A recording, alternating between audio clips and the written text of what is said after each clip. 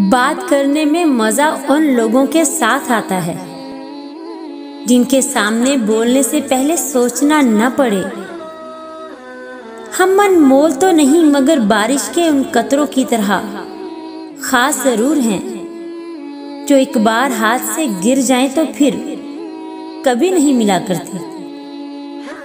इंसान हल चला सकता है, जमीन तैयार कर सकता है, पानी दे सकता है, बुवाई कर सकता है, लेकिन बीज को फाड़कर उसमें से बूटा पैदा नहीं कर सकता।